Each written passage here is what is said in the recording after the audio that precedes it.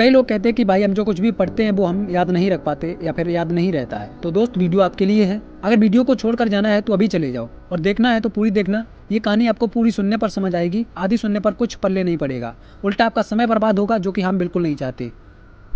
प्राचीन काल की बात है। गुरुजी अपने 3 शिष्यों के साथ जंगल में रहते थे और वहीं पर उन्हें शिक्षा प्रदान करते थे। काफ़ी लंबे समय के बाद गुरुजी ने सोचा कि क्यों ना इनकी परीक्षा ली जाए। खुद ही एक दिन तय करके वंडर एग्जाम का सोचा। जब वो दिन आया तो गुरुजी ने एक शिष्य को अपने पास बुलाया और उसको बांस की बनी हुई एक बाल्टी दी और कहा, बेटा इसमें नदी से जल भर कर लाओ।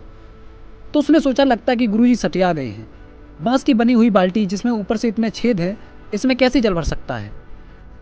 लेकिन गुरुजी की आज्ञा थी तो नहीं कैसे कर सकता था। वो नदी पर पहुंचा, उसने बाल्टी में जल को भरने का प्रयास किया, लेकिन कुछ ही क्षणों में वो सारा का सारा जल बाहर आ जाता। उसने ऐसे ही 1-2 बार प्रयास किया और वहाँ से चल दिया।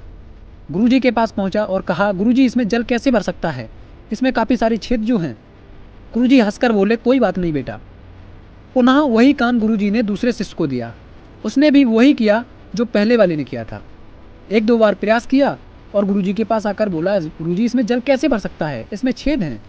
गुरुजी फिर हंसे और बोले, कोई बात नहीं बेटा।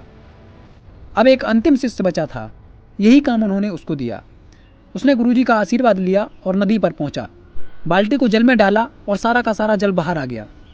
इस बीच वो सोच रहा था कि गुरुजी जानते हैं कि इसमें छिद्र हैं, फिर भी यही बाल्टी क्यों, जरूर कोई बात है। उसने बार बार प्रयास किया, लेकिन बाल्टी को बाहर निकालने पर सारा का सारा जल बाहर आ जाता था। लेकिन वो लगातार प्रयास करता रहा। शाम से सुबह हो गई। इस बीच उसे महसूस हो रहा था कि उस बाल्टी में जल भरना स्टार्ट हो गया है। सुबह में वो पूरी बाल्टी भरकर गुरुजी के पास पहुंचा। गुरुजी ये देखकर बहुत प्रसन्न हुए और उसको आशीर्वाद दिया और कहा, बेटा तुम परीक्षा में पास हुए।